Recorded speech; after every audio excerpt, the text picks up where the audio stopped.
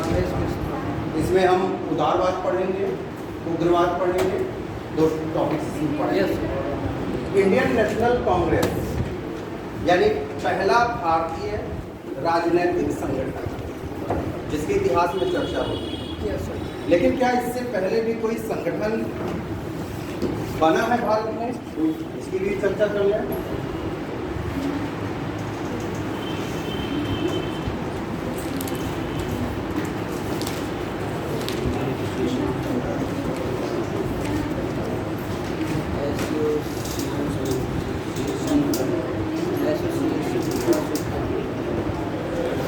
Indian association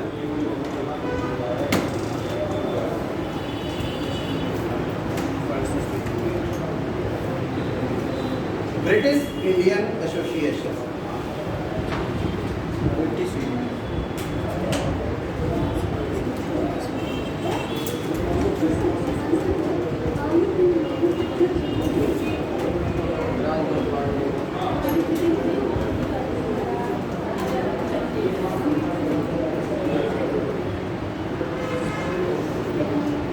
Rajgopal Ghosh, Harish Chandra Mukherjee, Rajendra Lal मिश्र,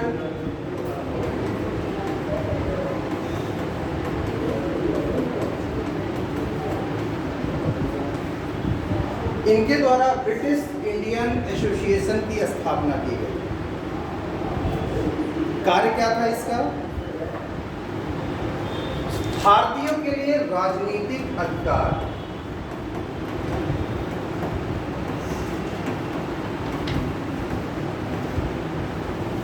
भारतीयों के लिए राजनीतिक अधिकार की मांग की गई इनके द्वारा। 1852 में इस संबंध में एक स्मृति पत्र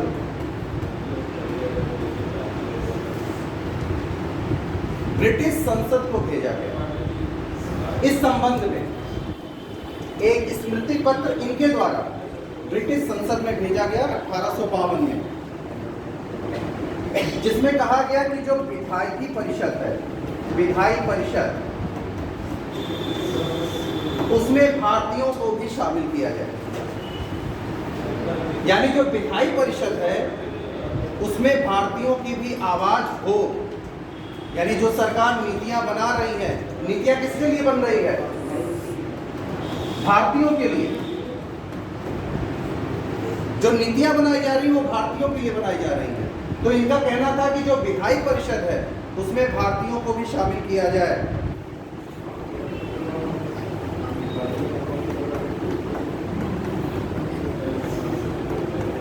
जो प्रतियोगी परीक्षा होती है उसे भारत में भी कराए जाने की इन्होंने मांग की। ठीक, ये ब्रिटिश इंडियन एसोसिएशन का कार्य था। इसमें एक नाम और जोड़ा जाता है बेटा,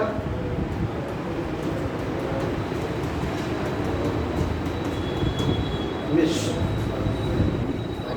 ठीक जी।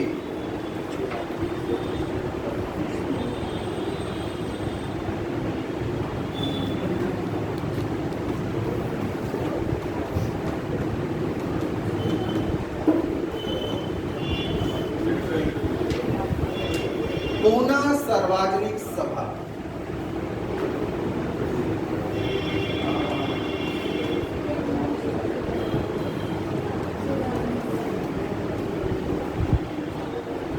राणा डे,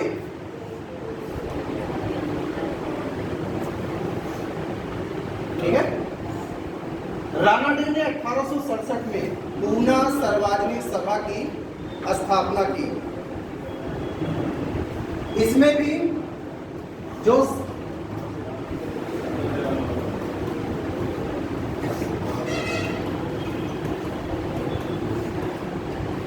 सरकारी कामकाज है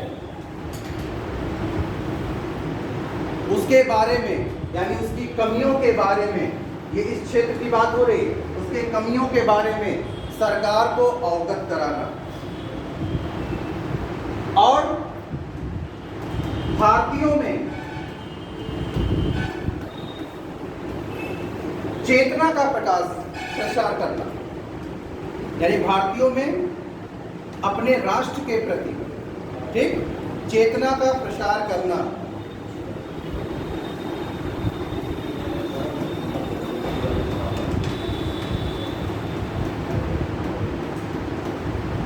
(1875) में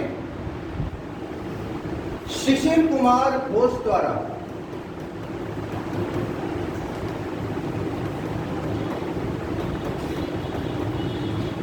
इंडिया लीग की स्थापना की गई। इसका कार्य क्या था?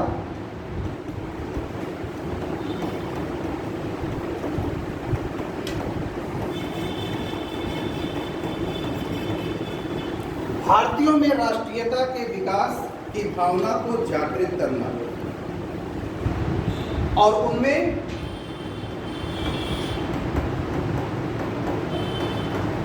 राजनीतिक चेतना का विकास।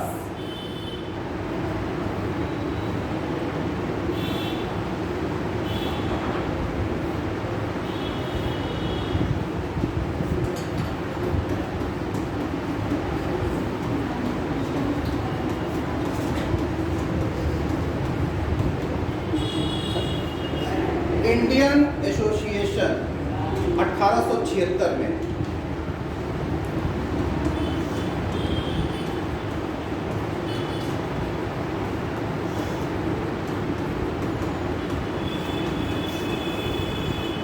जिसकी स्थापना सुरेंद्र नाथ बनर्जी द्वारा की गई,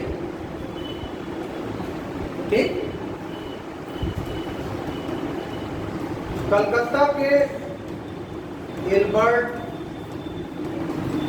हॉल में 700 लोगों की मौजूदगी में इस संस्था का गठन किया गया, यानी उन 700 लोगों की सहमति द्वारा, जिसका कार्य क्या था? जनमत का निर्माण, जनमत का निर्माण करना किसी भी मुद्दे पर।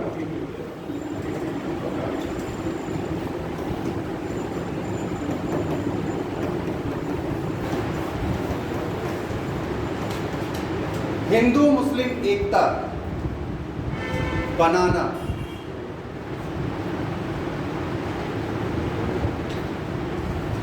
बंगभंग कब हुआ? जिसमें 15 जिलों को मिला के बंगाल असम प्रांत बनाया गया, ठीक ना? कल यही चर्चा थी। यानी पहली बार मुस्लिम समाज को हिंदू समाज से अलग करने की व्यवस्था बनाई गई। लेकिन यहाँ 1876 में हिंदू मुस्लिम एकता की बात कही गई है। इंडियन एसोसिएशन का जो संगठन बना, उसके कार्यों की बात हो रही है। कहा गया कि जनमत का निर्माण किया जाएगा विभिन्न बिंदुओं पर, यानी सरकार द्वारा जो भी चीजें आ रही है उसमें जनमत का निर्माण किया जाएगा। लेकिन हिंदू मुस्लिम एकता की भी बात कही गई यहाँ पे।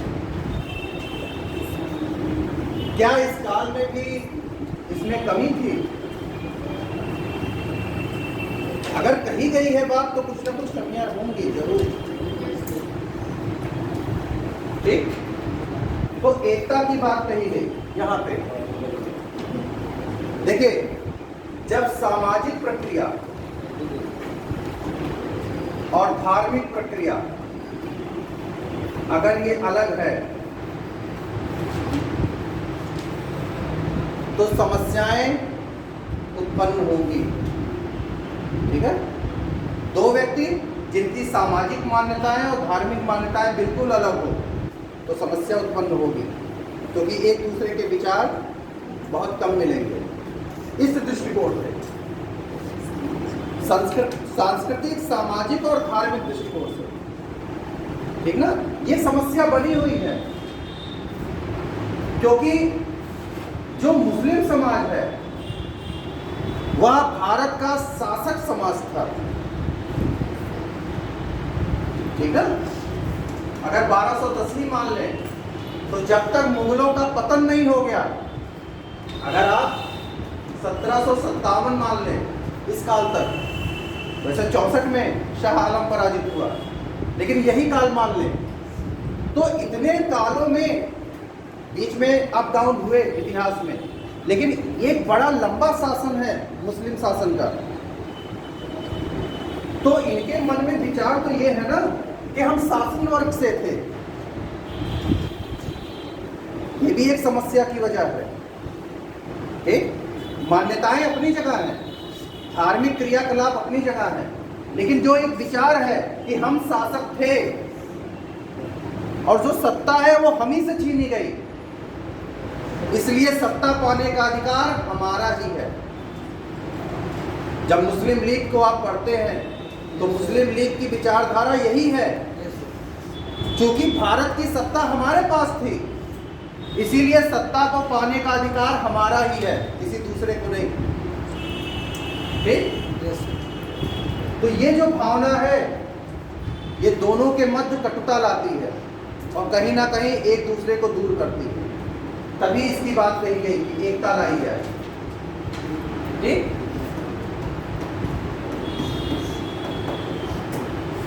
सार्वजनिक जो आंदोलन है उसमें जनता का सहयोग लिया जाए। अगर कोई आंदोलन हो रहा है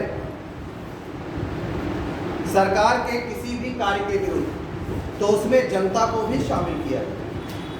ये बात कही गई इंडियन एसोसिएशन द्वारा।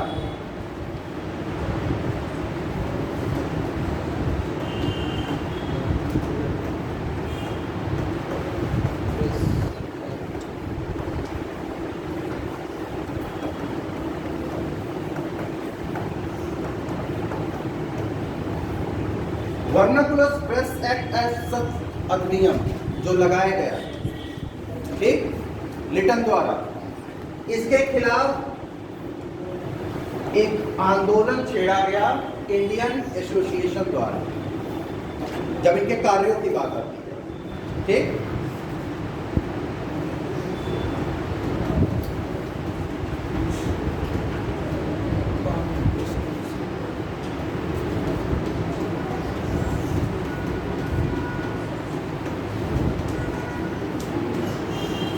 बीच में देखिएगा प्रेसिडेंसी लगी है, Bombay presidency association.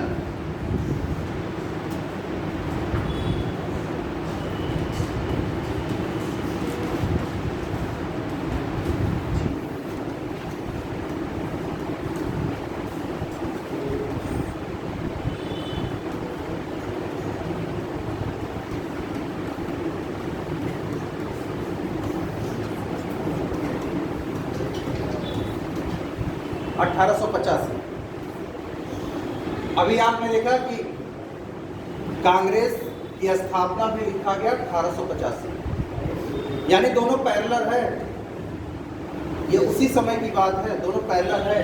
Bombay presidency association 1885, ठीक, कांग्रेस के पैरेलल ये बना हुआ है फिरोज शाह मेहता बदरुद्दीन तैयबजी द्वारा। इसमें कहा इसका कार्य क्या है?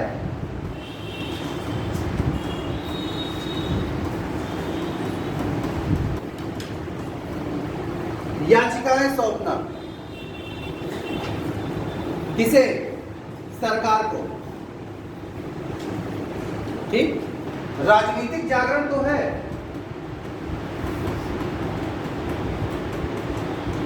राजनीतिक जागरण तो देने की बात हो रही है, लेकिन जो दूसरा बिंदु था वो था याचिकाएं सौंपना, यानी किसी कार्य के लिए सरकार को याचिका देना कि आप इस कार्य को करें।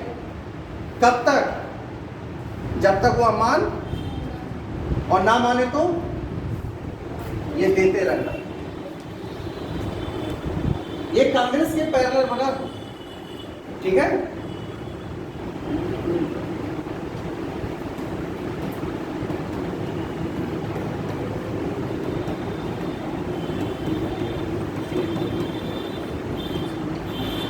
मद्रास महाजन सभा 1881,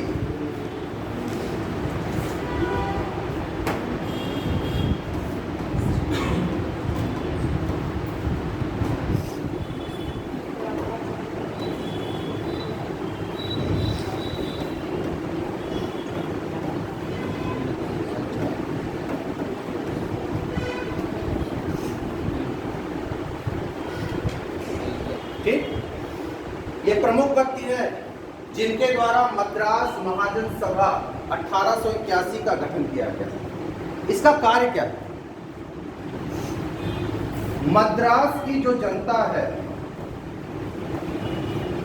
उसके विचारों को सरकार तक पहुंचाना,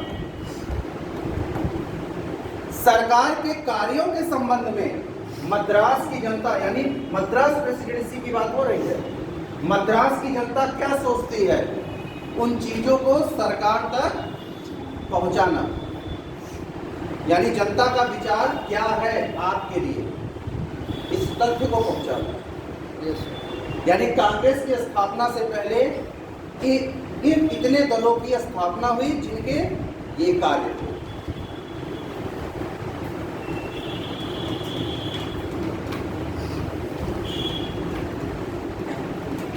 कांग्रेस, इंडियन नेशनल कांग्रेस, ठीक, इंडियन नेशनल कांग्रेस 1885। एक दल की स्थापना की बात आई, और दल की स्थापना कैसे? जो पूरे भारत की बात करे, किसी एक क्षेत्र की बात ना करे। लिटन की जो नीति थी,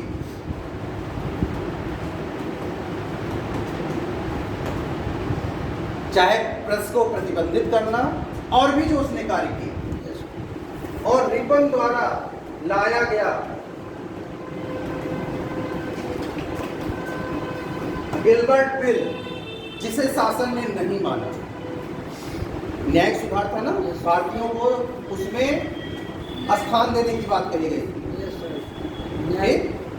और अंग्रेजों द्वारा क्या कहा गया कि जो हमारे गुलाम हैं वो हमारे लिए न्याय करेंगे, ये नहीं हो सकता। गिलबर्ट बिल वापस लेना, और लिटन की जो नीति थी, इसने क्या किया कि भारतीयों के मन में एक रोष उत्पन्न कर दिया, विरोध, ठीक। और ये जो विरोध उत्पन्न हुआ, ये सीधे सीधे शासन को चुनौती दे सकता था, ठीक है। अब यह महसूस किया जाने लगा कि एक ऐसा संगठन हो जो भारतीयों की बातों को रख सके, किसी एक निश्चित क्षेत्र में नहीं हो, ये पूरे भारत का संगठन हो, और जो भारतीयों की बातों को सही तरीके से शासन के सामने रख सके, ठीक है।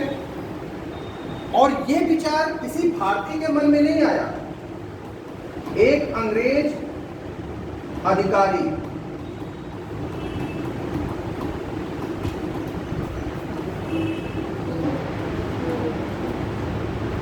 A.O. ह्यूम, वो हाँ में याद है, ह्यूम, ये इनकी एलन ऑक्टेविजन ह्यूम, ये इनके दिमाग की उपज, ठीक है।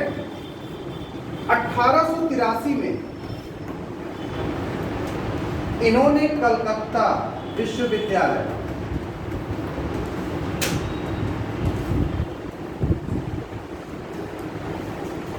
में पढ़ने वाले स्नातक विद्यार्थियों से ये मांग की कि वो 50 नवयुवक तैयार हों इस व्यवस्था के लिए, यानी स्नातक स्तर पे ऐसे 50 नवयुवक जो देश हित में कार्य करने को तत्पर हों, वो इसमें सहयोग करें।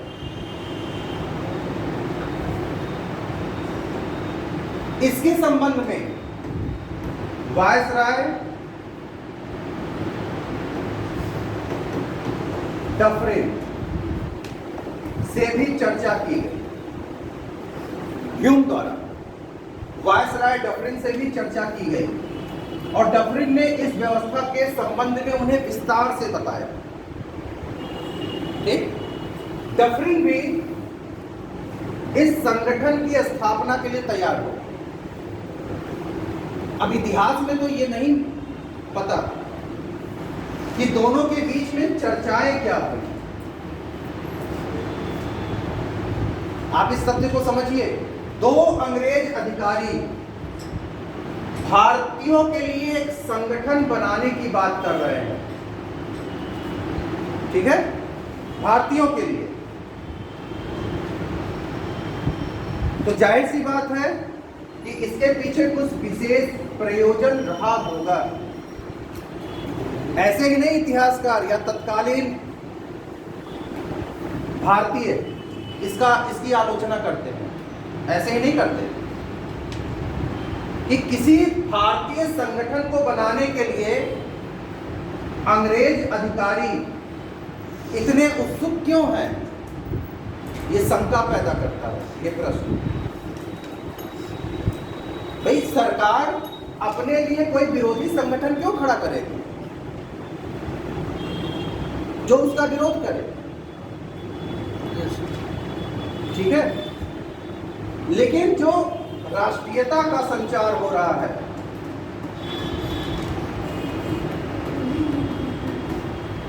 राष्ट्रीयता का संचार, और जिसके द्वारा सरकार का विरोध बढ़ रहा है भारतीयों के मन में, जो भी कार्य हुए उनके द्वारा। दूसरा, रूस का भय, जो रूस का आक्रमण है इसका भी भय है। और आपसे चर्चा हुई थी अबिसिनिया और जापान द्वारा अपने से बड़े राष्ट्रों को हराना, इटली और रूस को। यह भी विचारधारा आई है कि अगर वो हरा सकते हैं, एक तरफ तो आप ये कह सकते हैं चलिए जापान थोड़ा सा सख्त है, लेकिन अबिसिनिया अफ्रीकी देश है, वो तो इतना शक्तिशाली नहीं है, लेकिन उसने भी इटली को पराजित कर दिया। और ये विचार बहुत तेजी से भारत में फैला है कि अगर वो कर सकते हैं तो हम भी ये कर सकते हैं। ये विचार आया है, थोड़े से लोगों के मन में ही सही, लेकिन आया है। तो ये जो सारे विचार चल रहे हैं, इन विचारों को अगर रोकना है तो एक ऐसा संगठन चाहिए, एक ऐसा संगठन चाहिए जो अंग्रेजों और भारतीयों के बीच में सेतु का काम करे, पुल का कार्य करे, जैसा कि इतिहासकारों का मानना है। और इसके लिए ह्यूम ने कांग्रेस की स्थापना की, यानी सरकार और भारतीयों के मध्य एक पुल का निर्माण, जिसे इतिहास में कांग्रेस कहा गया, ठीक है। चलिए, स्थापना 25-28 दिसंबर कांग्रेस का अधिवेशन पूना में निश्चित किया गया।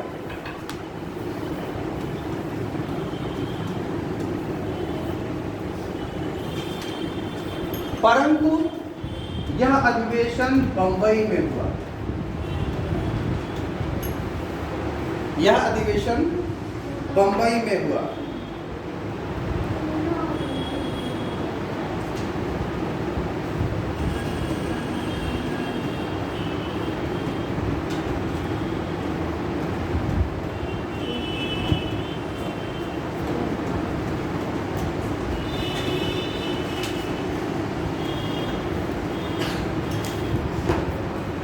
प्रथम अधिवेशन बंबई में 1885 में गोकुलदास तेजपाल संस्कृत कॉलेज में किया गया।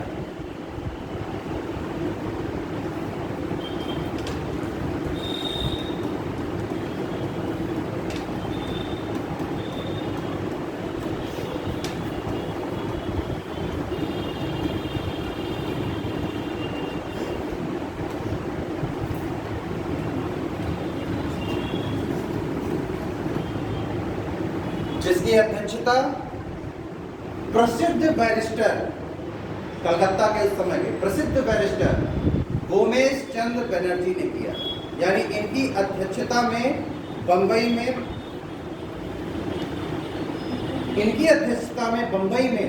प्रथम अधिवेशन हुआ। ठीक,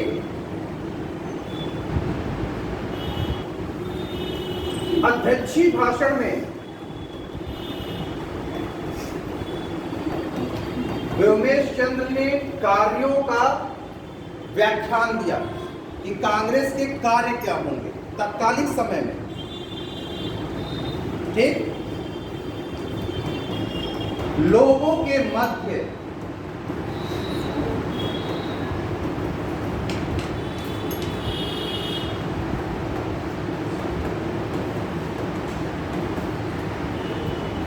कहा गया कि लोगों के मध्य, अपने भाषण में उन्होंने कार्यों का जो जिक्र किया उसमें उन्होंने कहा कि लोगों के मध्य घनिष्ठतम संबंध स्थापित किया जाएगा।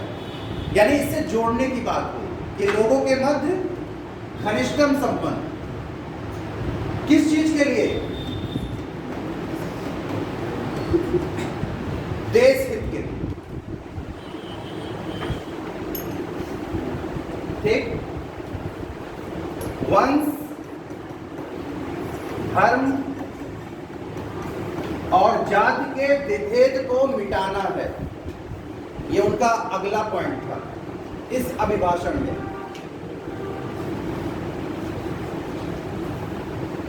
ठीक, ऐसे तरीके खोजना कि भारतीय लोग, ऐसे तरीकों का संचार करना या खोजना कि भारतीय लोग राजनीतिक रूप से देश हित के काम करें।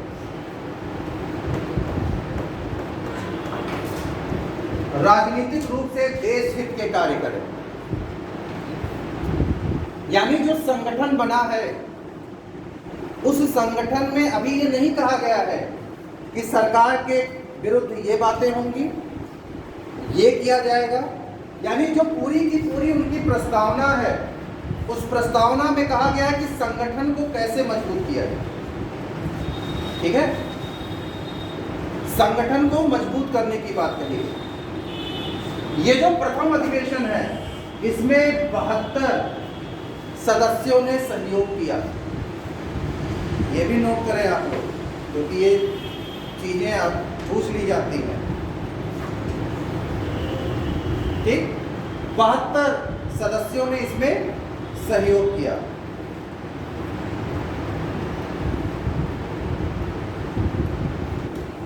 ठीक है, ये तो आपकी चर्चा हो गई, कांग्रेस की स्थापना हो गई, प्रथम अधिवेशन हुआ, कहाँ हुआ, अध्यक्ष कौन था, कितने सदस्यों ने इसमें भाग लिया। लेकिन कारणों की चर्चा करनी है। ये संगठन बना क्यों?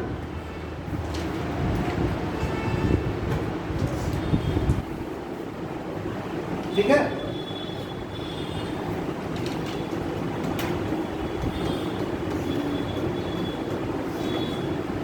यंग इंडिया पुस्तक में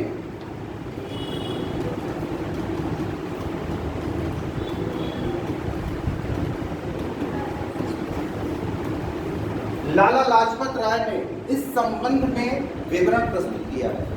ये लाला लाजपत राय की पुस्तक है यंग इंडिया। जब भारत से उनका निर्वासन हुआ और जब वो अमेरिका में निवास कर उन्होंने किया, उस काल में उन्होंने ये पुस्तक लिखी। ठीक, इस पुस्तक में उन्होंने क्या कहा?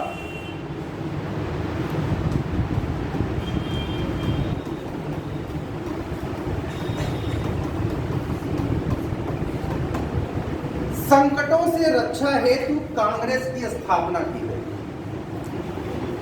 ठीक है, लाला लाजपत राय का मानना था कि जो कांग्रेस की स्थापना हुई है उसका केवल एक ही कार्य था कि सरकार का संकटों के समय रक्षा की जा सके, ढाल के रूप में।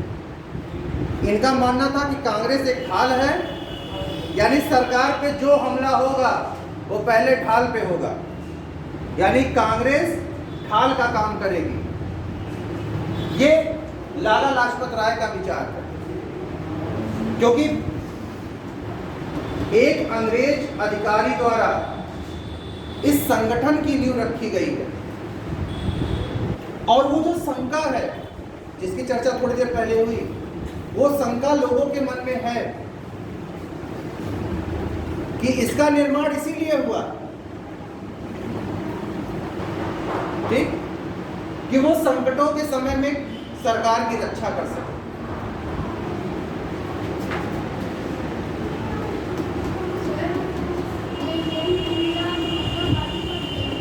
हाँ, यंग इंडिया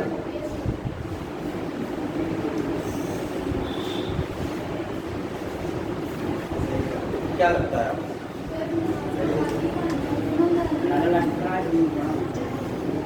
ये लाला लाजपत राय का है, ठीक है ना? फिर से आप लोग देखिएगा, कंफ्यूजन मत होइए, कंफ्यूज मत होइए। यंग इंडिया लाला लाजपत राय की पुस्तक है।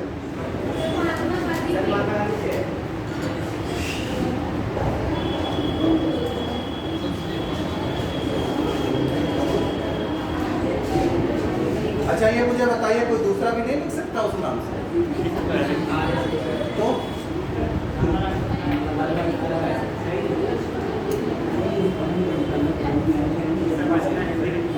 बेटा कंफ्यूज मत होइए, ये जो लिखा गया ये सही है।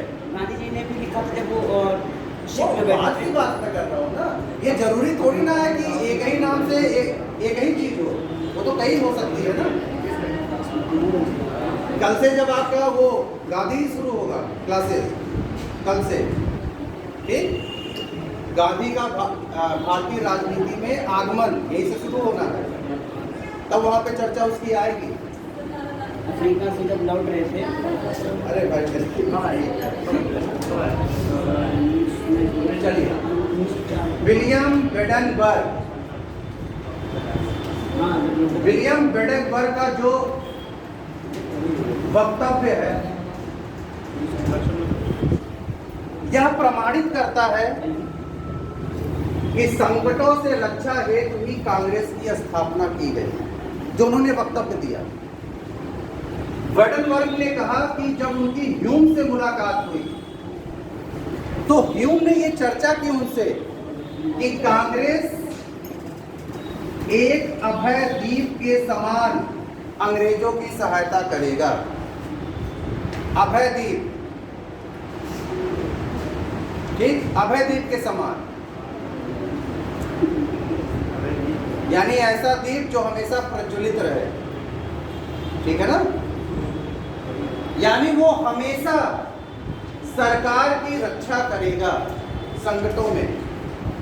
ये बेडनबर्ग का वक्तव्य है, इतिहास में है, ठीक है ना।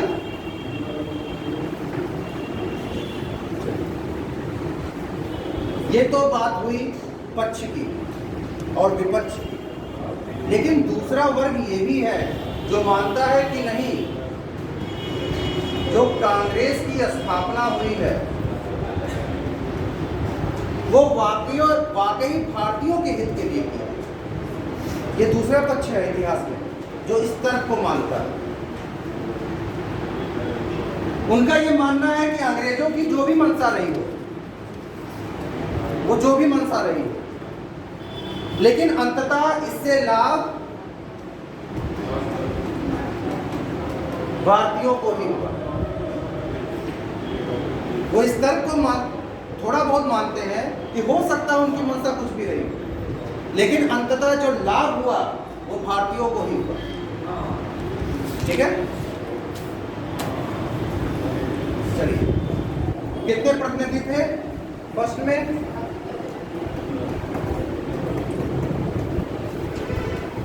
पहला अधिवेशन 72, दूसरे में ये संख्या 436 हो गई। यानी जो बातें व्योमेश चंद्र बनर्जी ने कही थी कि लोगों को जोड़ना है, जो इससे सहमत हैं, तो संख्या बढ़ गई, 436 हो गई। तीसरे में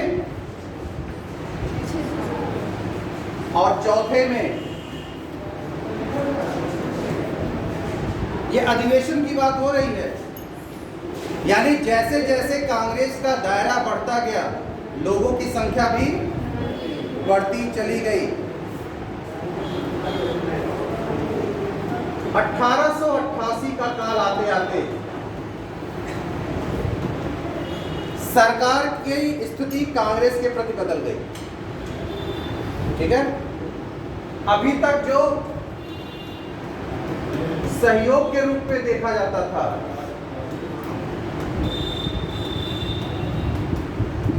अब उसे शंका की दृष्टि से देखा जाने लगा। 3 वर्षों के उपरांत 3 वर्ष ही बीते हैं। ठीक, आप जो अपेक्षा कर रहे हैं, जब आप उदारवाद पढ़ेंगे, जो आप अपेक्षा कर रहे हैं, ये जरूरी नहीं है कि आपने जो सोचा है हर चीज वैसे ही हो। कभी ना कभी थोड़ा बहुत परिवर्तन अवश्य होगा। अब जब यहां परिवर्तन को देखा गया तो एक निश्चित समय उपरांत सरकार कांग्रेस की विरोधी हो गई, यानी उनको कार्यों को देखते हुए वो उसकी विरोधी हो गई। लेकिन कांग्रेस की शक्ति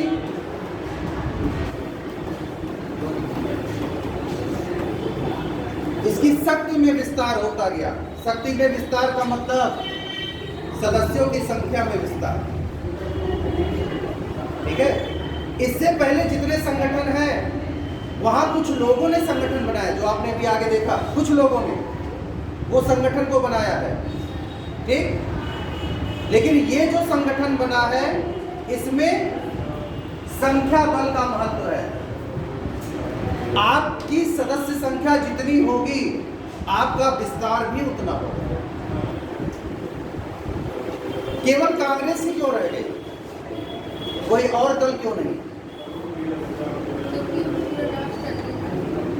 क्योंकि शुरुआती नीति तो यही थी ना कि अपना विस्तार करना है, और जब आप प्रत्येक हिस्से में पहुंच जाएंगे, यानी आपका विस्तार प्रत्येक हिस्से में हो जाएगा, ठीक, तो आपकी बातों को सुना जाने लगेगा, आपका महत्व बढ़ जाएगा। ठीक ना? कांग्रेस की स्थिति यही हुई। कांग्रेस का महत्व इसलिए बढ़ा क्योंकि कांग्रेस अकेली थी और इसने पूरे भारत में अपना विस्तार किया। यानी कांग्रेस की आवाज भारत की आवाज हो। ये बात समझिए, कांग्रेस की आवाज एक समय में भारत की आवाज हो गई। ठीक, 1888 में, अब क्या नाम हो गया इसका? नाम क्या हो गया इसका इलाहाबाद का?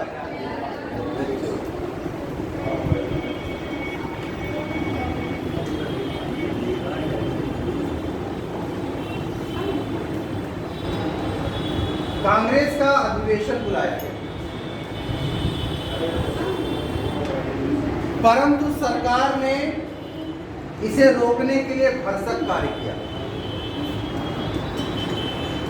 इसे रोकने के लिए मतलब ये अधिवेशन कहां पे हो? इस काल में कांग्रेसियों को कोई जगह ही नहीं मिली कि अधिवेशन किया कहां जाए।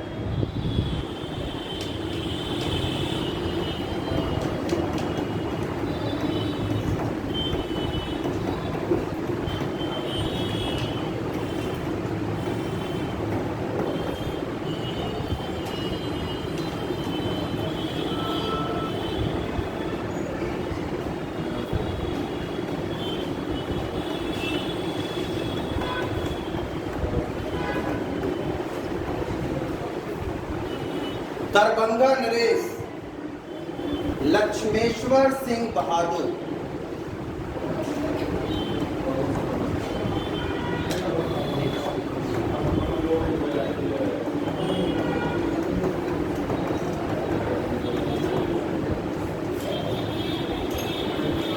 दरभंगा नरेश लक्ष्मेश्वर सिंह बहादुर द्वारा लॉदर काउंसिल ऑफिस को खरीदकर और कांग्रेस के अधिवेशन के लिए दे दिया गया।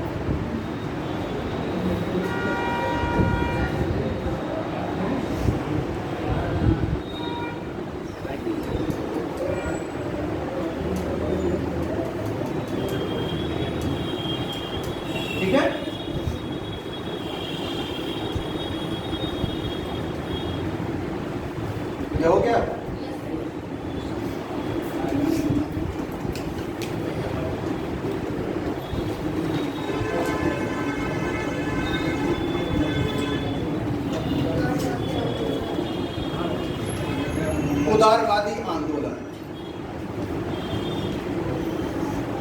उदारवाद, इस शब्द से ही समझ जाएंगे आप लोग। उदार, ठीक है, जो क्रमिक विकास में विश्वास रखते थे।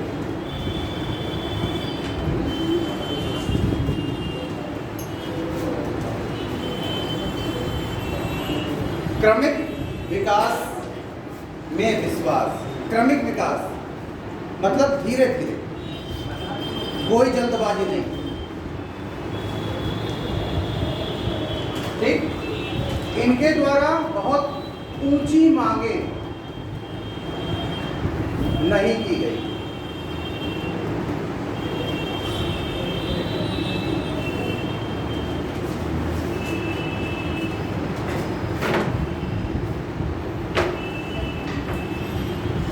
ठीक है, इनका जो 20 वर्षों का कार्यकाल है उसमें केवल कुछ प्रस्तावों को ही रखा गया। 20 वर्षों के कार्यकाल में केवल कुछ प्रस्तावों को रखा गया और पारित किया गया।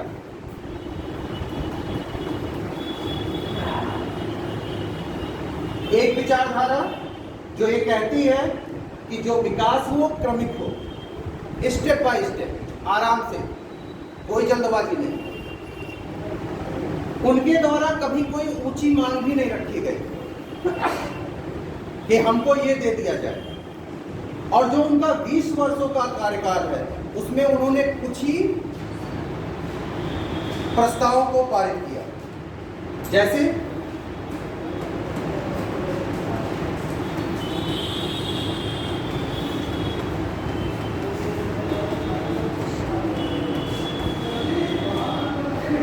इनके द्वारा रॉयल कमीशन की नियुक्ति की मांग की गई। किस चीज के लिए?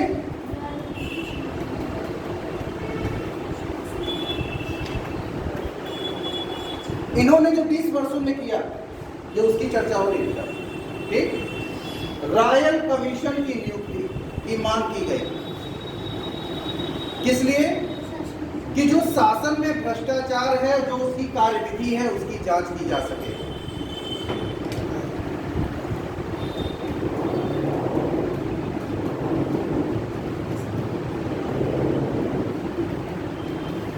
वह उसकी परिषद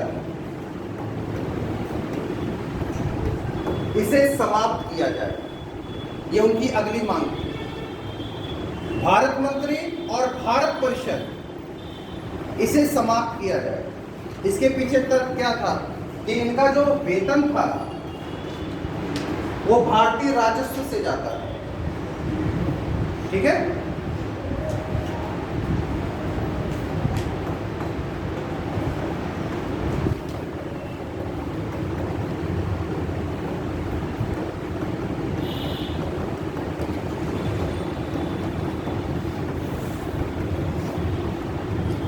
केंद्रीय और प्रांतीय परिषदों में सुधार की बात कही गई इनके द्वारा कि इनमें भारतीयों को भी जगह दी जाए।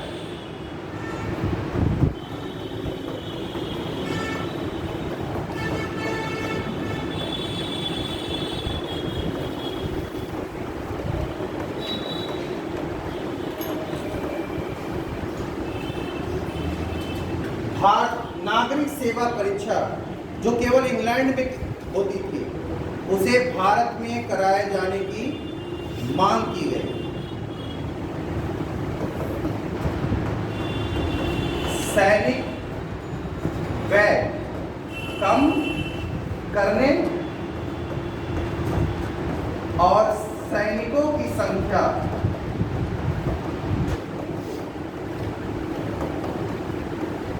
कम करने की भी मांग इनके द्वारा रखी गई। ठीक है। राय कमीशन की नियुक्ति शासन की जांच करने के लिए, यह प्रत्यावेदन है, प्रस्ताव है सरकार को उदारवादियों की तरफ से, जब आप इनके 20 वर्षों के कार्यों के जिक्र करते हैं। भारत मंत्री भारत परिषद को समाप्त करने की बात इन्होंने कही। केंद्रीय व प्रांतीय परिषदों में सुधार की बात की गई कि भारतीयों को उसमें जगह मिल सके। नागरिक सेवा परीक्षा जो इंग्लैंड में होती थी उसे भारत में भी कराए जाने की मांग रखी गई। ठीक, सैनिक व्यय कम करने और सैनिकों की संख्या घटाने की भी बात की गई। जो स्थानीय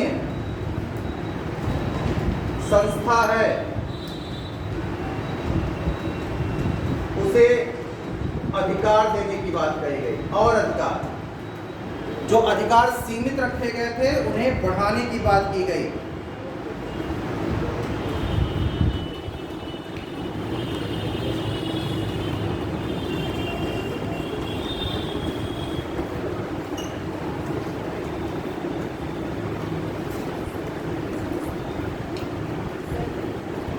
भारतीय उद्योगों को पुनर्जीवित करना। ठीक, क्योंकि कंपनी ने जो सूती वस्त्र उद्योग था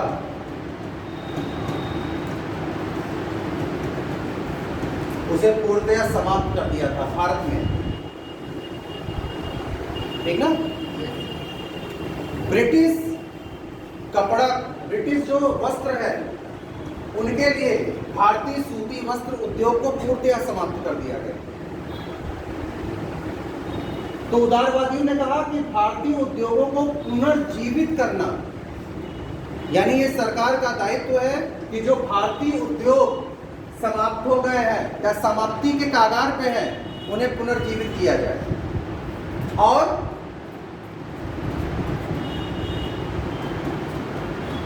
नए उद्योग लाए जाए, यानी ज्यादा से ज्यादा लोगों को कार्य मिल सके।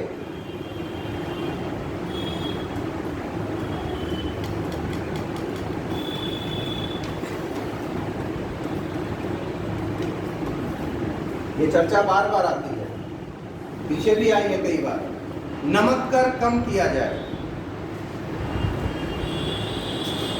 कुछ ऐसी चीजें थे जिसपे कर अंग्रेजों ने बिल्कुल कम नहीं किया था, तंबाकू, सुपारी और नमक। क्यों? क्योंकि ये डेली यूज होने वाले प्रोडक्ट थे, ठीक ना, रोज इस्तेमाल की जाने वाले, इसलिए इन तीनों चीजों पर कभी कर कम नहीं किया गया। अब जब आप गांधी पढ़ेंगे, दांडी यात्रा,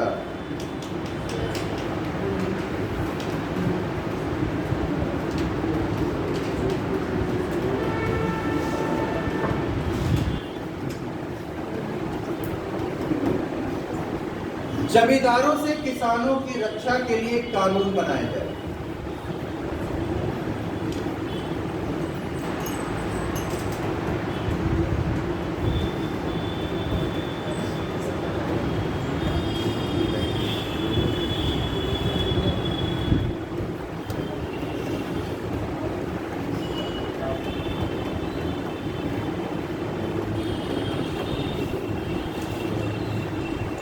ये बहुत इंपॉर्टेंट चीज थी। विदेश में रहने वाले भारतीयों के हितों की रक्षा, क्योंकि बहुत से भारतीयों को अफ्रीका ले जाया गया था मजदूरी के लिए। शुरुआत में तो ठीक था, लेकिन आगे यहाँ एक नियम बनाया गया जिसमें कहा गया कि उन्हें अपने हाथों की छाप देनी होगी, यानी कार्य करने से पहले हाथों की छाप। वहां पे जो अपराधी थे उनसे छाप ली जाती थी, और अब भारतीय मजदूरों से भी ये कहा गया कि अब आपको भी अपने हाथों की छाप, यानी दोनों को बराबर खड़ा कर दिया गया। विदेशों में रहने वाले भारतीयों के हितों की रक्षा।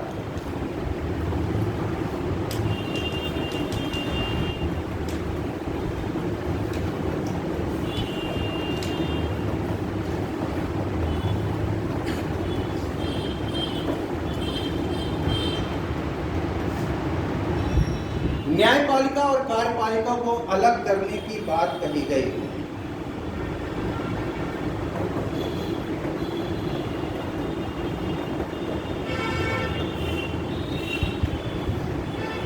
प्रेस की स्वतंत्रता,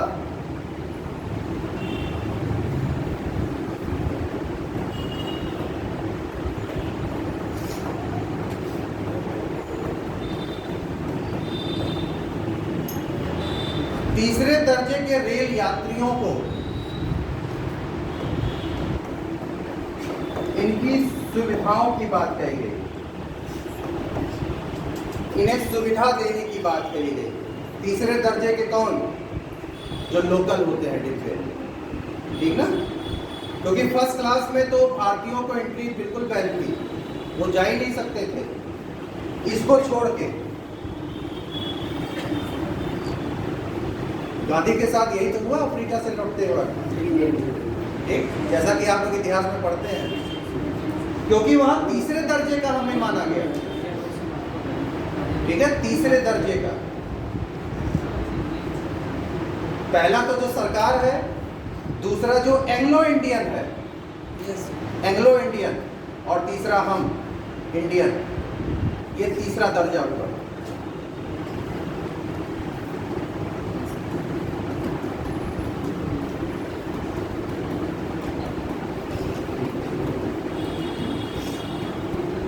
कृषि बैंकों की स्थापना, इस पर भी बल दिया गया।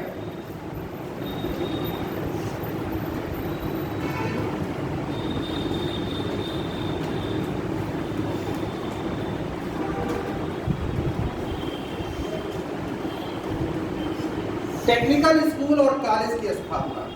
टेक्निकल स्कूल टेक्निकल स्कूल का मतलब जी वही जो उद्योग से रिलेटेड हो।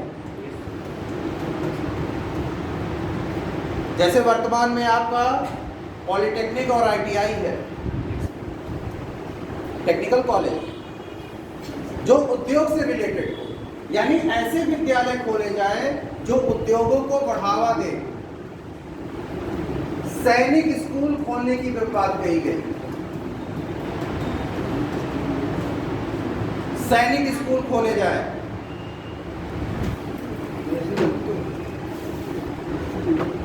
ठीक है। और जो लास्ट कहा गया कि निर्धनता के जो कारण हैं उन्हें खोजा जाए और इसे दूर करने का प्रयास किया जाए, ठीक। अब आ जाइए विचारधारा।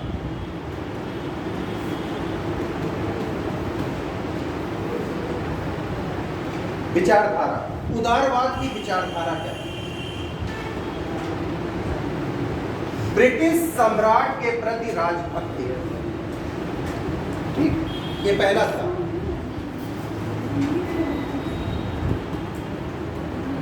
ब्रिटिश सम्राट के प्रति राजभक्ति, जब आप विचारधारा की बात करते हैं, यानी कहा गया कि ये ब्रिटिश राजभक्त थे।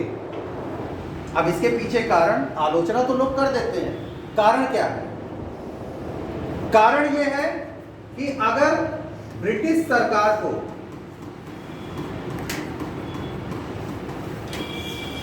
जो भारत में सुदृढ़ हो चुकी है, मजबूत हो चुकी है, और जिसका भारत के पूरे विस्तृत भाग पर शासन है, और शासन कैसा है? एक जैसा शासन, अलग भी नहीं, ठीक।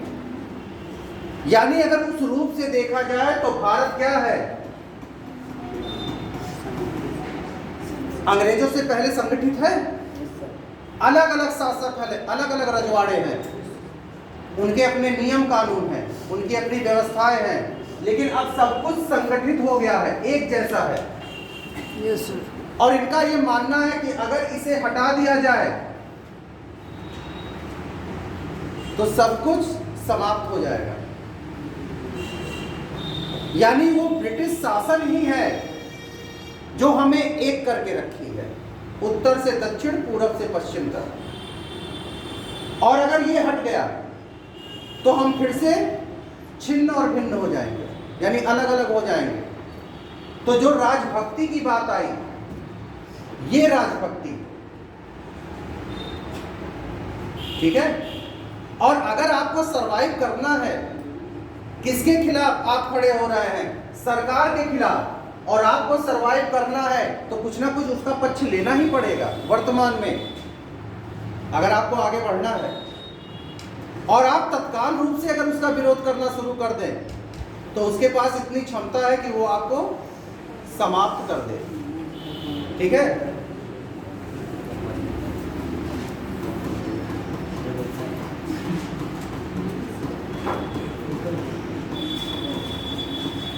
न्यायप्रियता में विश्वास।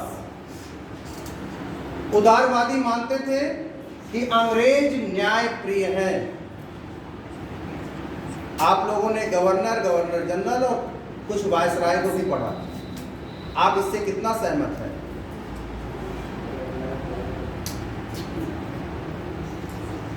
उदारवादी कह रहे हैं कि अंग्रेज न्यायप्रियता, यानी अंग्रेजों की जो न्यायप्रियता है उसमें उदारवादियों को विश्वास है।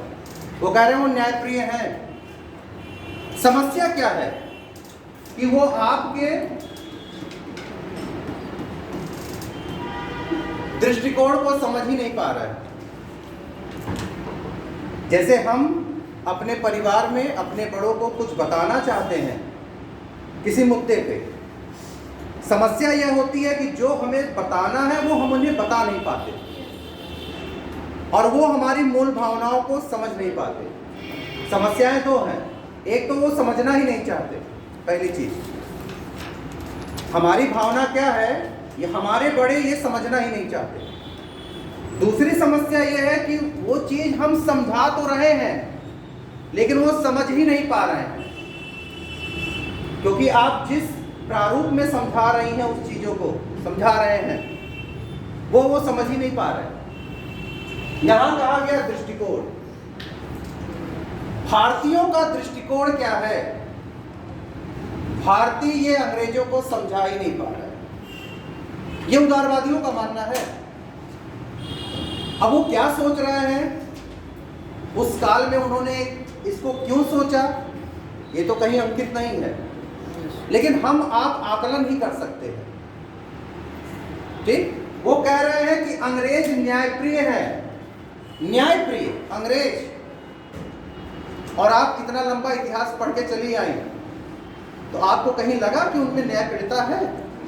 आप पहले कहोगे कि ऐसा बिल्कुल नहीं है, क्योंकि जो आपने इतिहास में पढ़ा कहीं तो न्याय झलकता ही नहीं।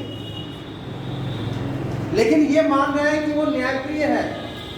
बस समस्या ये है दृष्टिकोण का, आप समझा ही नहीं पा रहे हो कि हमें चाहिए क्या। यानी सीधा सीधा हम ही लोग ही गलत हैं, क्योंकि हम उन्हें समझा ही नहीं पा रहे हैं।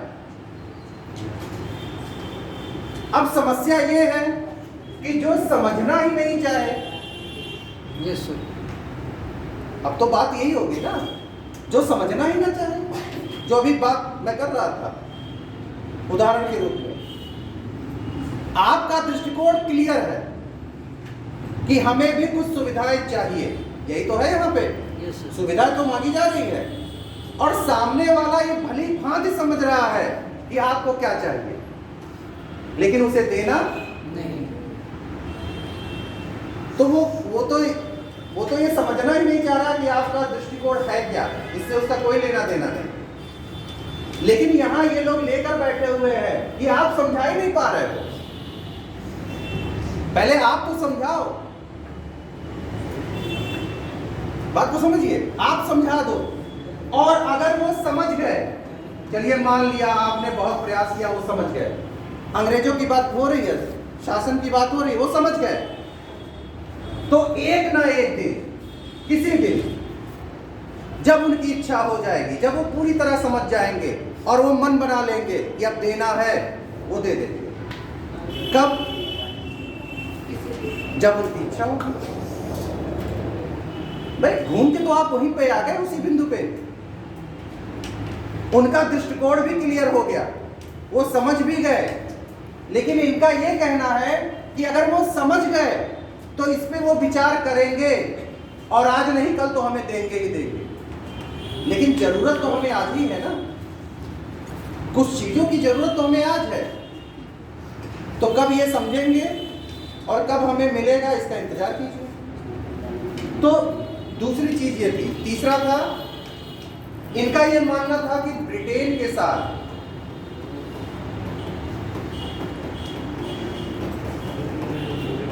जो संबंध है वो भारतीयों के हित में है। थोड़ी इसकी भी चर्चा कर लें। भारतीयों के हित में ब्रिटेन के साथ संबंध। मैंने कहा ना, आप संगठित हैं, राजनीतिक रूप से आप किसी एक प्रशासन के अंतर्गत हैं, संगठित रूप से। और अगर ब्रिटेन के साथ आपके संबंध समाप्त हो जाए तो सत्ता को संभालेगा कौन? पहला प्रश्न यही है। क्या कांग्रेस इतनी क्षमतावान हो गई है कि वो भारत की सत्ता को संभाल ले? बिल्कुल नहीं, अभी तो शुरुआत हुई है उनकी। तो इनका मानना है कि ब्रिटेन का जो भारत के साथ संबंध है वर्तमान में, ये हमारे हित में ही है। ठीक है, बिखरने से अच्छा है कि हम इनके अधीन ही रहें, क्योंकि उदारवादियों का ये पूर्ण मत था कि अगर इससे संबंध हट गए तो हम बिखर ही जाएंगे। भाई, जो शासक है, जो रजवाड़े हैं, वो कांग्रेस के अधीन आएंगे? वो तो सत्तासीन है ना, वो तो अपने प्रशासन को पुनः निर्मित करेंगे। अलग अलग क्षेत्र अपनी व्यवस्था बनाएगी, क्योंकि कल्चर अलग है, भाषा अलग है, खान पान अलग है, हर व्यवस्था अलग है। अलग अलग प्रांतों को केवल एक संगठन ने केंद्रित कर रखा है, वो है ब्रिटिश शासन। चलिए, अगला इनका क्या था? क्रमिक सुधार में विश्वास। मैंने आपसे अभी कहा कि आप देंगे, मुझे विश्वास है कि आप मुझे कुछ ना कुछ देंगे। कब देंगे, इसकी चर्चा आप करते रहिए। ये है क्रमिक सुधार, धीरे धीरे। ठीक है, यानी इनका विचार है कि धीरे धीरे इसमें सुधार होगा और हमें चीजें मिलेंगी।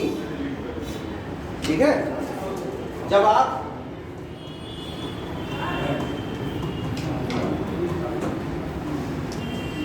इसकी चर्चा करती हैं, इसकी चर्चा हुई ना, 1892 का अधिनियम जो आया, यहाँ वही बात हो रही है, क्रमिक सुधार। इनका मानना है कि चलो कुछ तो मिला,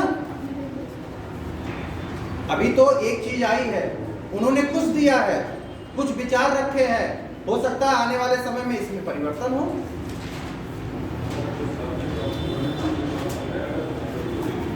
लक्ष्य क्या है इनका?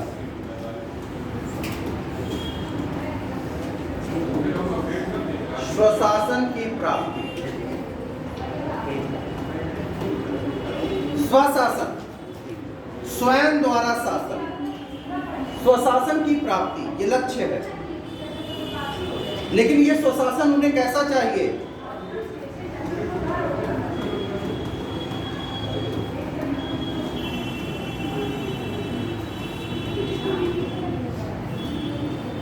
सरकार के अधीन,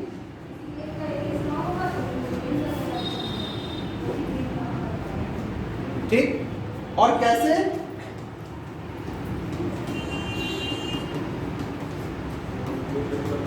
संवैधानिक साधनों द्वारा। स्वशासन चाहिए, सरकार के अधीन चाहिए, लेकिन संवैधानिक साधनों द्वारा चाहिए, यानी संविधान के अंतर्गत चीजें चाहिए, उससे अलग नहीं। ठीक है, अब आप कहेंगे इतना सारा पढ़ा, सफलता क्या मिली होगी इनको? क्योंकि सब कुछ तो इन्होंने सरकार के ऊपर छोड़ दिया।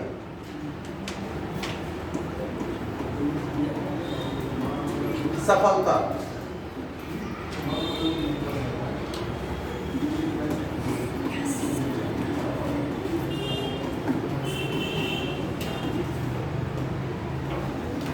सरकार के दोषों को उजागर करना। अगर आप इनकी सफलता का जिक्र करते हैं तो पहली सफलता इनके लिए ये रही कि एक राजनीतिक दल के रूप में इन्होंने सरकार के दोषों को उजागर किया। उसके विरुद्ध वो भले से सफल ना हुए, लेकिन कम से कम इन्होंने उजागर किया कि आप में ये दोष है।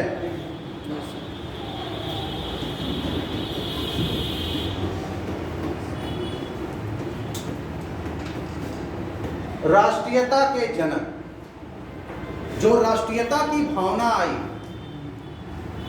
उनमें इनका योगदान भी रहा। ऐसा नहीं है कि ये उदारवादी थे इसलिए इनका कोई योगदान नहीं है। राष्ट्रीयता के जनक के रूप में इन्हें जाना जाता है। ठीक, जो भारत में राष्ट्रीयता आई उसमें इनका योगदान रहा।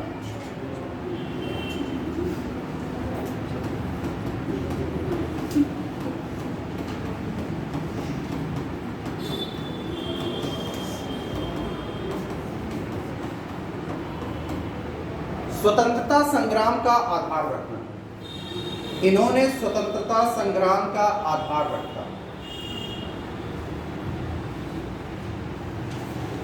और इनकी जो उपलब्धि रही वो 1892 का अधिनियम, अभी जो थोड़ी देर पहले आपको बताया। क्या चीज? अभी आगे का पूरा हो जाने दिए, मैं बता दूंगा किसी दिन बीच में, आप उसके लिए निश्चित रहें। अरे ठीक है, अभी ऐसा नहीं है कि खत्म हो जा रहा है फिर आगे मुलाकात नहीं होगी। ठीक है बेटा, चलिए उदारवादी नेताओं के बारे में थोड़ा जिक्र कर लें।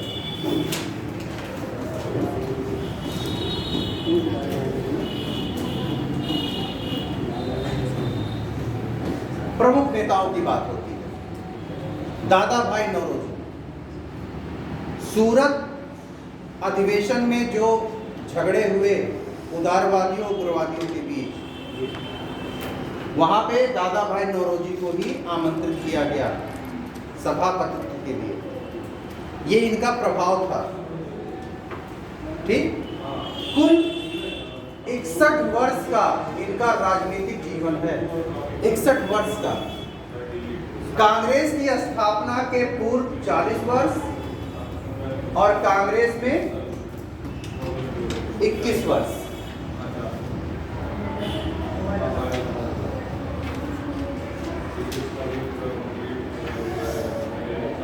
ठीक है, 1850 से 55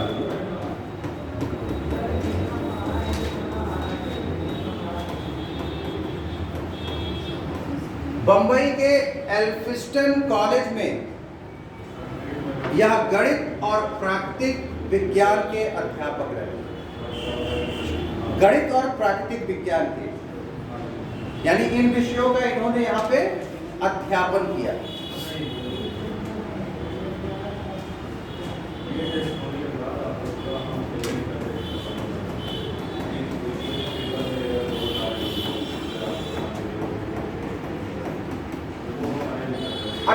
पचासी में उन्होंने अध्यापन कार्य को छोड़ दिया और एक पारसी कंपनी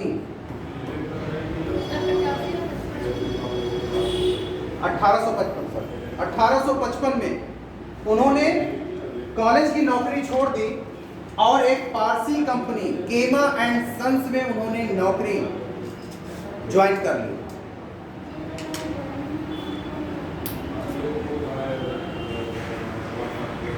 अठारह में उनके द्वारा ब्रिटिश इंडिया एसोसिएशन की स्थापना इंग्लैंड में की गई। ये थोड़ा आपको खाली चर्चा, बहुत विस्तारित नहीं, कि आप सबको जान लो थोड़ा थोड़ा।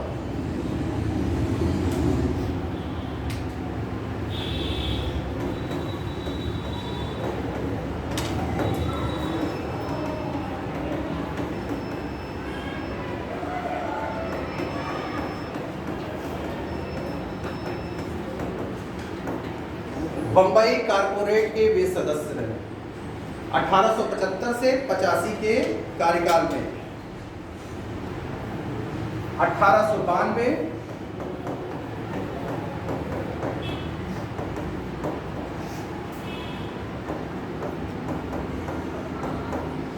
ब्रिटिश कॉमन सभा के वे सदस्य चुने गए।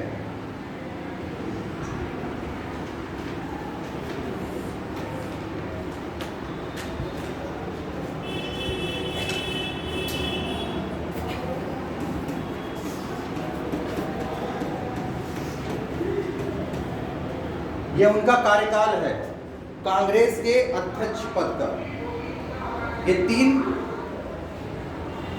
कांग्रेस के अध्यक्ष के रूप में उनका 3 कार्यकाल है, 1886, 1903 और 1906। जो आप 1907 की बात करते हो उसमें उन्हें विरोध के कारण आमंत्रित किया गया, ठीक है ना, क्योंकि 1907 में सूरत का जो विच्छेद हुआ वहां पे सभापतित्व के लिए उन्हें बुलाया गया।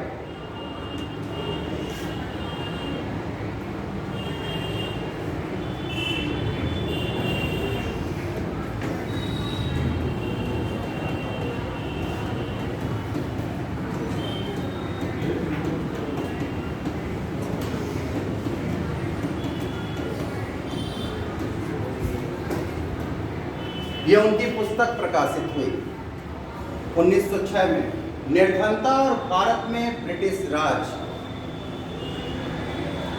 अगर उस काल में भारत की अर्थव्यवस्था बहिर्गमन को पढ़ना है तो आप इस पुस्तक को पढ़ें। उन्होंने इसमें विस्तृत विवरण दिया है।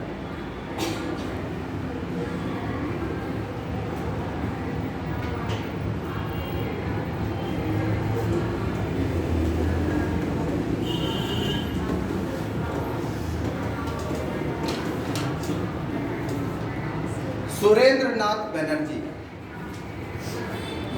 भारत के वो पहले शख्स जिन्होंने नागरिक सेवा परीक्षा को पास किया, पहला व्यक्ति 1869 में। ये प्रश्न बहुत बार पूछा गया है तो इसको थोड़ा ध्यान रखें आप। 1869 नागरिक सेवा परीक्षा।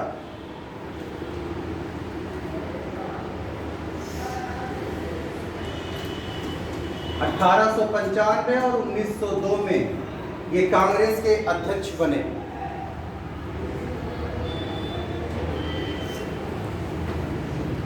उन्नीस सौ 5 बंगाल विभाजन के दौरान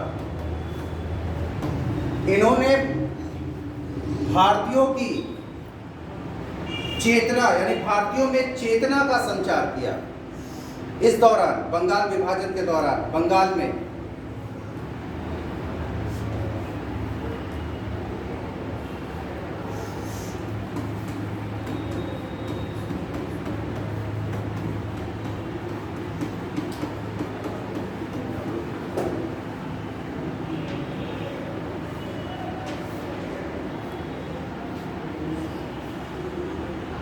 मांटफोर्ड रिपोर्ट 1919। मांटफोर्ड रिपोर्ट जो आई, सुरेंद्र नाथ बनर्जी का कांग्रेस के सदस्यों से मतभेद हो गया। इस रिपोर्ट को लेकर उन्होंने इस रिपोर्ट का समर्थन किया, लेकिन इस रिपोर्ट को लेकर कांग्रेस के सदस्यों से उनका मतभेद हो गया और उन्होंने कांग्रेस को छोड़ दिया, यानी कांग्रेस से उन्होंने इस्तीफा दे दिया।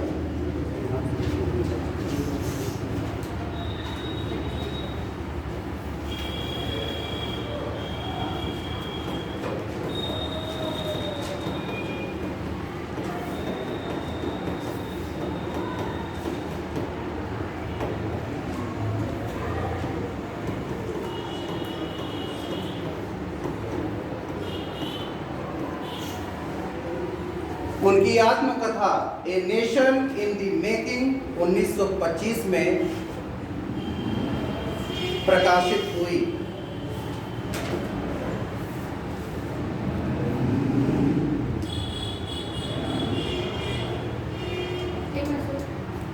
चलिए इसी में कर लेते हैं।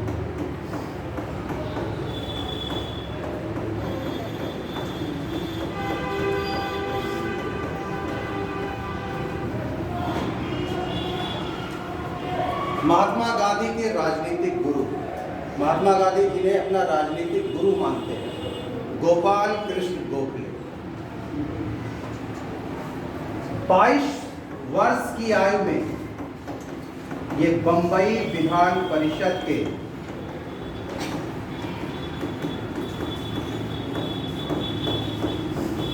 सदस्य निर्वाचित थे।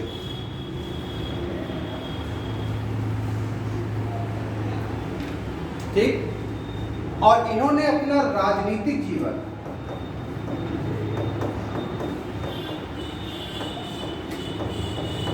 अपने गुरु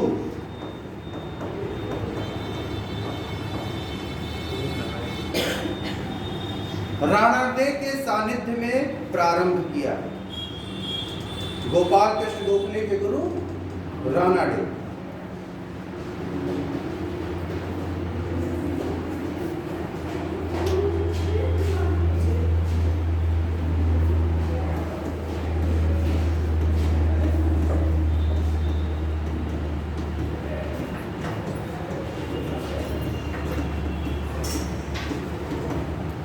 अठारह सौ 88 में वे सार्वजनिक सभा के मंत्री बने।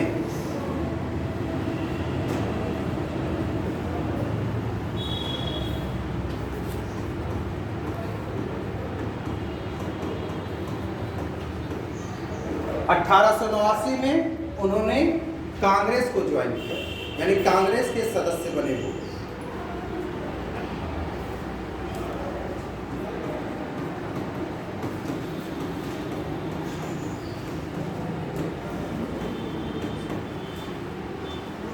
1905 में कांग्रेस का अध्यक्ष पद उन्हें मिला।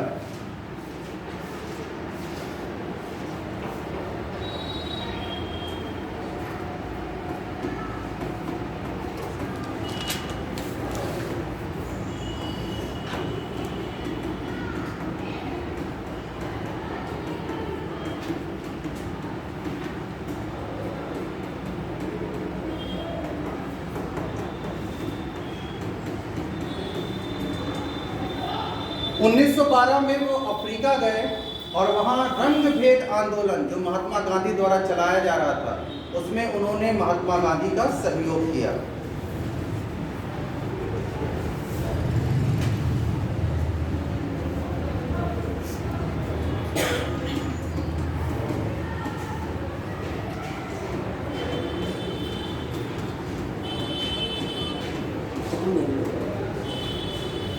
ये गोपाल कृष्ण गोखले को उपाधि दी गई थी उग्रवादियों द्वारा दुर्बल हृदय उदारवादी।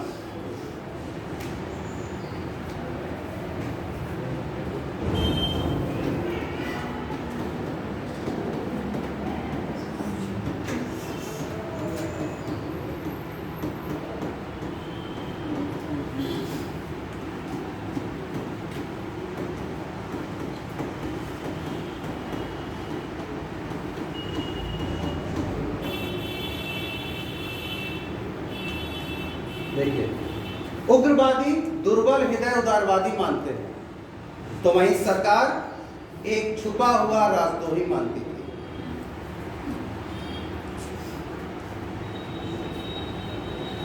ठीक, इनका मानना था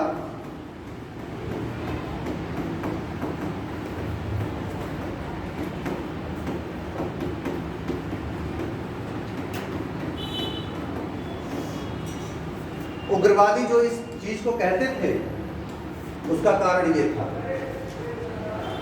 हिंसक परिवर्तन के स्थान पर क्रमिक परिवर्तन, ये इनका मानना था।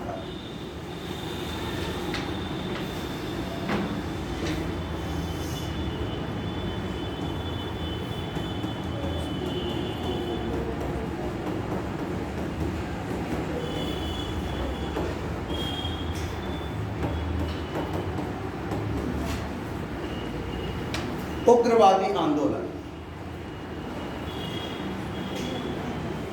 ठीक है। भारत में और यूरोप में जो घटनाएं घटित हुई जिसकी चर्चा कई बार हम लोग कर चुके हैं, वो भारतीय युवाओं को उसने प्रेरित किया। भारतीय युवाओं को उसने प्रेरित किया और ये विचार आया क्या हम भी ऐसा कुछ कर सकते हैं। क्योंकि जो उदारवाद, इसमें उनको विश्वास नहीं है। इसे वे राजनीतिक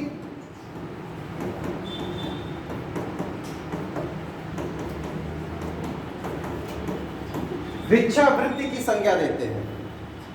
उग्रवादियों की जहां तक बात, उदारवादी विचारधारा को वो राजनीतिक भिक्षावृत्ति कहते हैं। यानी आप जो कर रहे हैं वो एक भिक्षावृत्ति है, भीख मांगना है। यानी आप अपने हक के लिए भी भिक्षावृत्ति कर रहे हैं, जो आपको मिलना चाहिए।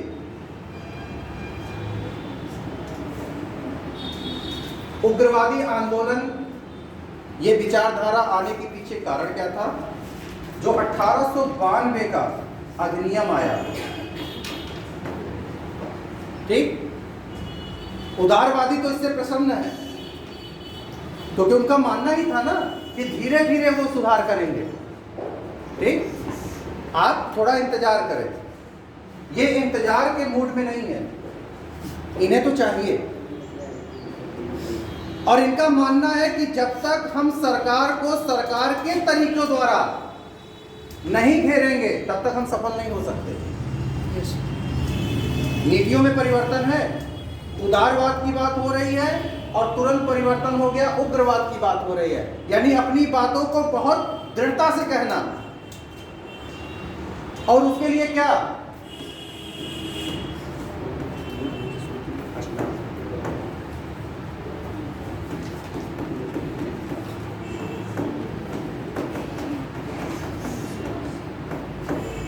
जो स्वदेशी मूवमेंट में आपने देखा बहिष्कार, इनको अपनाया जाए। ठीक है, अगर सामने वाला बहरा हो गया है, हो गया मतलब है नहीं, हो गए, लेकिन हो गया है, तो हमें अपनी बातों को इतनी तेजी से कहना है कि वो सुन ले, उसके कानों तक ये बात चली जाए। यहां मतलब यह है, उदारवादी तो कान में जाके बोल रहा है तब भी नहीं सुन रहा, लेकिन आवाज में गूंज हो। उग्रवादी क्या कर रहे हैं? आवाज में गूंज हो, यानी आवाज इतनी तेजी से गूंजे कि वो पूरी तरह सुन ले। यानी कोई कसर नहीं छोड़नी है अपनी बात पहुंचाने में। तरीका उन्होंने बदल दिया, प्रतिवेदन नहीं देना है, अब करके दिखाना है। तो 1892 अधिनियम जो आया, उदारवादी इससे प्रसन्न है, वे इसे अपनी उपलब्धि मानते हैं। लेकिन इसमें जो निर्वाचन की प्रक्रिया थी, कैसे थी? अप्रत्यक्ष, प्रत्यक्ष, और जो भारतीयों को विधान परिषदों में लाने की बात कही गई थी, वो कुछ भी नहीं हुआ। उदारवादी कहते हैं कि ये उपलब्धि थी, चलो कुछ तो मिला, लेकिन ये कहते हैं मिला क्या? कुछ भी तो नहीं मिला इससे, जो हमें चाहिए था। पहली बात। दूसरी क्या हो गई कि जो इनकी पद्धति थी, इसके वे विरोधी थे। उग्रवादी की जहां तक बात हो रही है, क्योंकि इसे टेररिस्ट से जोड़ा जाता है। उग्रवादी अंग्रेजों ने इसीलिए कहा। अगर आज वर्तमान में आप कहें तो उग्रवादी आप किसे कहते हैं? आतंकवादियों को। उग्रवाद, आतंकवाद दोनों में अंतर है। उग्रवाद मतलब एक उग्र विचारधारा, ठीक, जिसमें सामने वाला का थोड़ा बहुत अहित हो।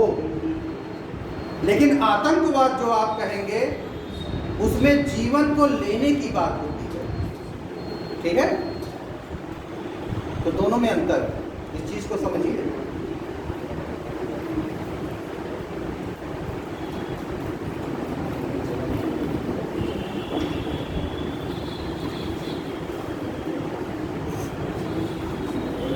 धार्मिक पुनरुत्थान, भारत में जो धार्मिक पुनरुत्थान हुए, धार्मिक और सांस्कृतिक दोनों,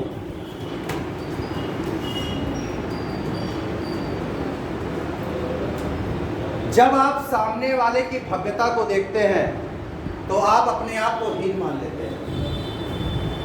कि हम तो बेकार हैं, हम तो कुछ है ही नहीं। ब्रिटिश काल जब आया और जब यूरोपीय सभ्यता आई तो भारतीयों ने ये मान लिया कि हम तो कुछ भी नहीं है इनके सामने। लेकिन जब धार्मिक और सांस्कृतिक पुनर्जागरण हुआ और जब हमने ये जाना कि हमारा धर्म कितना महान है, हमारी संस्कृति कितनी महान है, तो हमारा विचार बदल गया। अभी तक हम इसे हीन मानते थे, लेकिन अब विचारधारा तुरंत बदल गई कि नहीं, हम भी सर्वश्रेष्ठ हैं। यानी जो अंग्रेज कह रहे हैं कि तुम हीन हो, अब ये विचारधारा बदल गई इस व्यवस्था द्वारा। ठीक? यानी जो कॉन्सेप्ट अभी तक दिमाग में रखा गया था कि आपके पास कुछ भी नहीं है, जो मैकाले कहता था कि आपके जो धार्मिक ग्रंथ हैं वो ब्रिटेन की लाइब्रेरी के किसी कोने में पड़े, किसी कोने में पड़े, धूल लगे, पुस्तक से भी बेकार। यानी ऐसी पुस्तक जिसे कोई नहीं वहां पढ़ता, उससे भी बेकार है। तो जब आपके धर्म और संस्कृति पर टारगेट किया जाएगा तो कहीं ना कहीं आप में हीन भावना आएगी, क्योंकि बड़े लंबे समय से एक आप गुलाम हैं। ठीक है? तो स्थितियां क्या हुई कि जब ये पुनरुत्थान हुआ धार्मिक और सांस्कृतिक, तो हमें अपनी भव्यता का पता चला। हमें पता चला कि हम असल में हैं कौन, हमारा धर्म क्या है, हमारा इतिहास क्या है, हमारी संस्कृति क्या है। तो एक अलग भावना आई, एक अलग भावना जागृत हुई। ठीक? कि जो तुम कहते हो कि हम हीन हैं तुमसे, हम तुमसे भी श्रेष्ठ हैं। अब ये भावना आ गई। प्राकृतिक प्रकोप,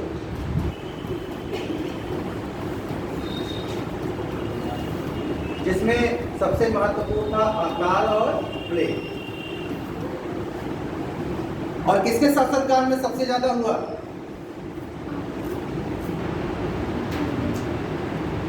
दो अंग्रेज अधिकारियों के नाम बताएं, ये चर्चा हुई थी, उनके शासनकाल में सबसे ज्यादा। वेरी गुड, लिटन और वेरी गुड। ठीक। प्राकृतिक प्रकोप, ये उग्रवादी विचारधारा आने के कारणों की चर्चा हो रही है। जो अकाल पड़ा उसके संबंध में सरकार की नीति बड़ी ढुलमुल रही। सरकार ने उचित कार्रवाई नहीं की और भारतीयों में इसके विरुद्ध एक रोष था। ठीक है? उपनिवेशों में भारतीयों के साथ दुर्व्यवहार,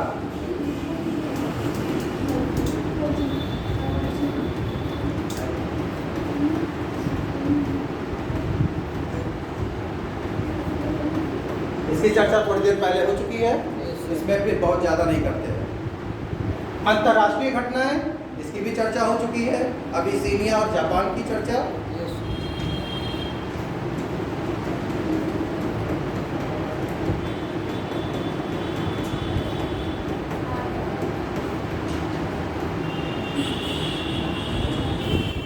किसी भी आंदोलन के लिए नेतृत्व का होना बहुत आवश्यक है, और अगर नेतृत्व अच्छा हो तो आंदोलन को गति मिलती है। बाल गंगाधर तिलक, लाला लाजपत राय, बिपिन चंद्र पाल, और एक नाम इतिहास में बहुत कम लिया जाता है, ये कौन है पता है आपको? वर्तमान में किसे कहे? आप लोग सुने होंगे। क्या हुआ?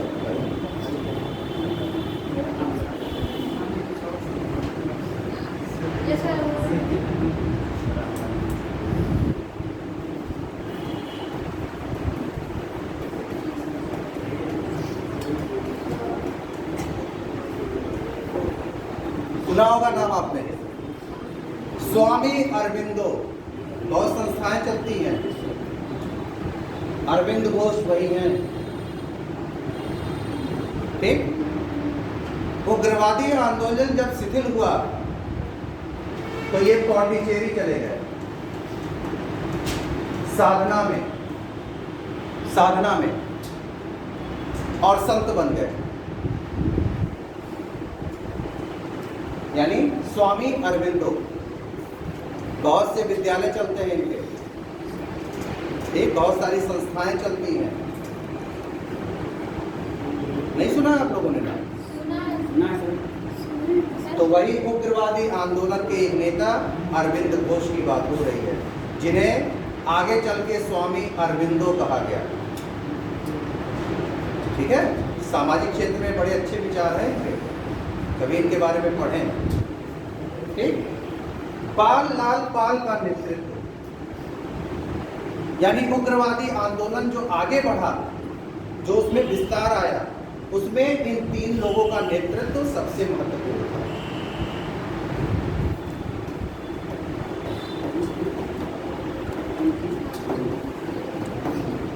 उग्रवादी आंदोलन के पीछे कुछ नीतियां थी, प्रशासनिक नीतियां, और इसमें सबसे महत्वपूर्ण नीति क्या थी बताइएगा? क्योंकि उग्रवादी आंदोलन 1907 के बाद विस्तार में आया, विस्तारित 6 में है शुरुआत, लेकिन विस्तारित हुआ 6 से 7 से, सूरत अधिवेशन से। सबसे प्रमुख मुद्दा क्या था उग्रवाद आंदोलन के विस्तार का? बिल्कुल सही,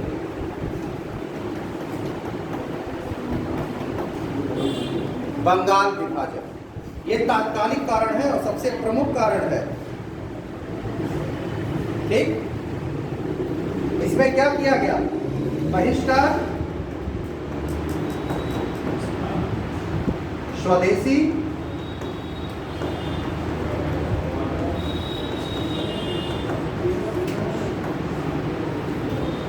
यही बात तो हुई। ये उग्रवादी आंदोलन का मूल है, बहिष्कार, स्वदेशी और राष्ट्रीय शिक्षा, यानी अपनी एजुकेशन पॉलिसी, अंग्रेजों द्वारा नहीं, अपनी एजुकेशन पॉलिसी। क्योंकि वो विवाद है कि अंग्रेजी हो या भारतीय हो, तो उग्रवादियों का मानना है अपनी एजुकेशन पॉलिसी, अपनी राष्ट्रीय शिक्षा, हमारे द्वारा, हमारे लोगों के लिए। चलिए, अब इनके कार्य देखिए। उदारवादियों का क्या था कि ब्रिटिश शासन हमारे हित में है, उनका ये मानना था ना। जस्ट उल्टा है, जस्ट उल्टा।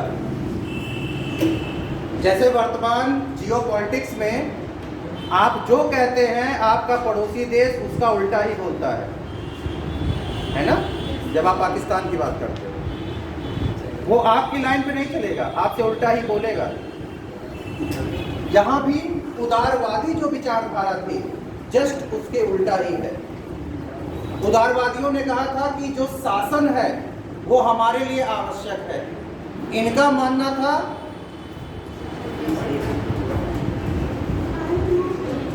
हमारे पास बेटा 5 मिनट, अंग्रेजी राज का अंत हो। दोनों में अंतर है। एक कह रहा है उसकी जरूरत है, क्योंकि अगर वो नहीं होगा तो हम बिखर जाएंगे। दूसरा कह रहा है नहीं, इसकी कोई जरूरत नहीं। ठीक है, उदारता में विश्वास था। किसे? उदारवादियों को। उग्रवादियों को उनकी उदारता में कोई विश्वास नहीं। ये पक्ष की बात हो रही है। एक दूसरी विचारधारा है जो कह रही है नहीं, ये मैं मान ही नहीं सकता कि अंग्रेज प्रशासन उदार हो सकता है।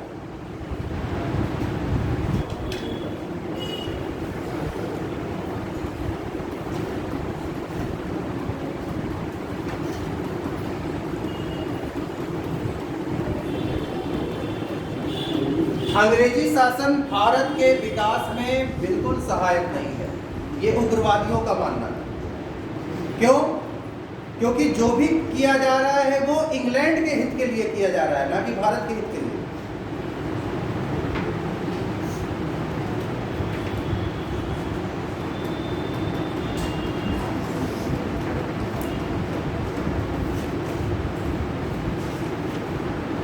उदारवाद और उग्रवाद में एक महत्वपूर्ण अंतर यह है कि उग्रवादी त्याग और कष्ट सहन करना देश के लिए आवश्यक मानते हैं, उदारवादियों में ऐसा नहीं। ठीक है, कि अगर कुछ पाना है तो त्याग भी करना होगा और कष्टों को भी सहना पड़ेगा।